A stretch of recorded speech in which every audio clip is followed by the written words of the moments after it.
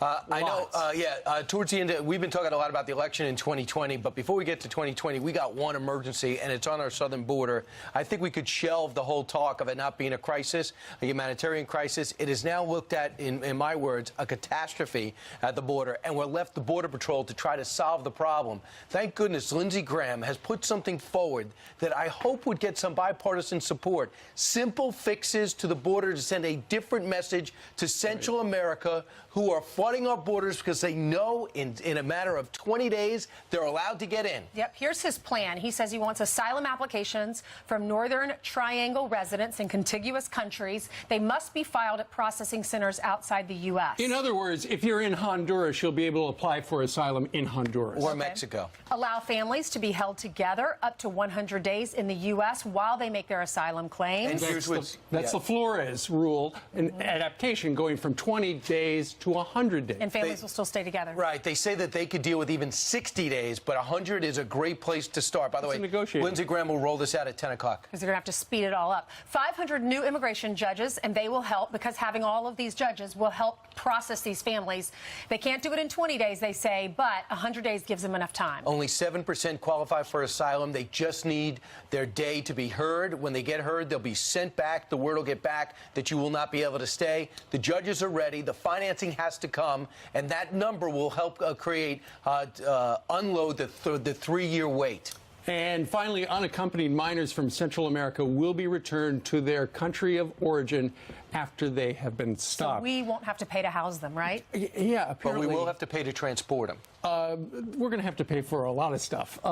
Lindsey Graham says his plan would stop 90% of the incoming migrants. Okay, so that's his proposal. Meanwhile, the White House went up to Capitol Hill yesterday, Stephen Miller and Jared Kushner, and they talked to Republican senators, and they presented their plan, which would also change the Flores rule from 20 days to longer, apply for asylum at home, things like that, move legal immigration to merit-based system, and the preference would be regarding legal immigration for it to be high-skilled, educated workers. Now, keep in mind, apparently some of the Republican senators who heard the White House's plan, they said it's aimed at rallying the party before the election because they're realistic and they understand that with Nancy Pelosi in charge of the House, the chances of some sort of immigration bill coming out of the House are slim to none. But here's the thing. They know it's a huge problem. Congressman Cuellar was with me at the border, Democrat. Other people rationally at border states are, I know, and he's not optimistic he can get something done. But that's long-term. This is short-term. And if you want to know how bad it is, if Nancy Pelosi and Senator Schumer came, I think that them as human beings would do something, but they don't want to see how bad it is. But Democrats they're put in a bad position, aren't they? Because if they vote for this, then it gives the president a win. But it doesn't have to be. It could be a co-win. It should be. Yeah, it should be. I think there's a way to phrase things in politics where both sides can show them coming together for a common cause. Meanwhile, I can't show you everything, but I wanted to relay this. Inside the facility, there's a command center, and there's cells in at the McCallum Center in the Rio Grande sector. So you are looking now at outside of the command center. They only consume 360. They are actually, we're going to leave this B-roll and do the standout. I want to show you what they're dealing with right now. That was 8,200 people there. Let's listen, and you could see what's going on. We can't show faces. Watch. You're looking at a facility that should be handling 300, maybe 350 people max. It is now handling multiple thousands of people. Take a look. Without giving away anybody's identity, these are people being held, just picked up off the border, being held outside and inside. They're picking up thousands by the day, and there really is absolutely no place to keep them. In fact, this whole tent complex came up in the last 36 hours because there's just no place to put them. What you're not going to be able to see is the cells around the perimeter because they're separated between the kids and the adults and how they came in. It's an untenable situation. Not getting any better. Border Patrol is being relieved by National Guard and Army, and still there's not enough people. So do you see those over my shoulder, those cells? That's 300 people, and you have people just standing there like this all day. They're just staying there. They get fed, they get cleaned, they get treated with respect.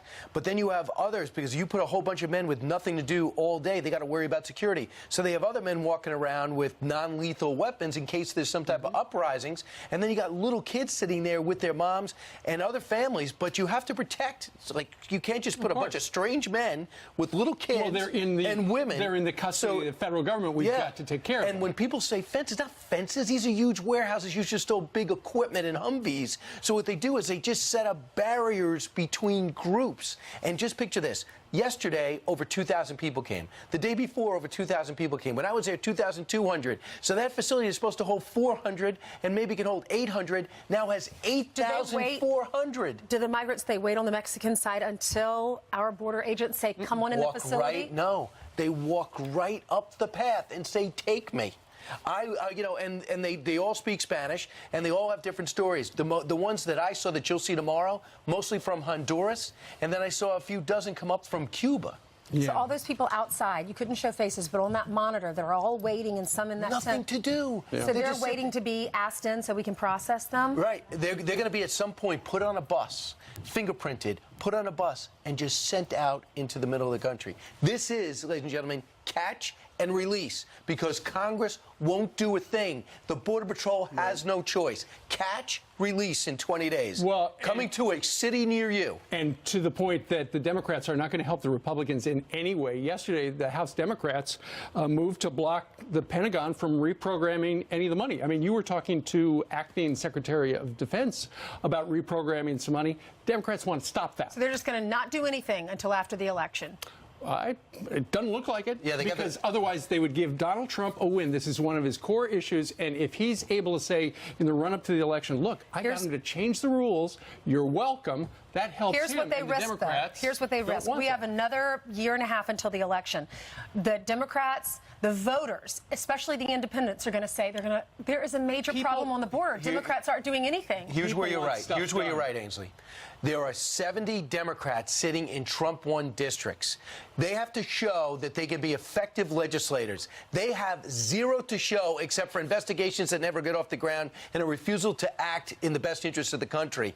That gives the president's party the best shot at flipping the House back. And if it's going to come down to politics and you don't really care about the southern border because you're more concerned about your political future, understand you're hurting yourself. But that's politics in 2019. Unfortunately, it puts those seats in jeopardy. They're willing to risk it. That's how much they hate this president. They're willing to risk it because they don't want to give him a win. I think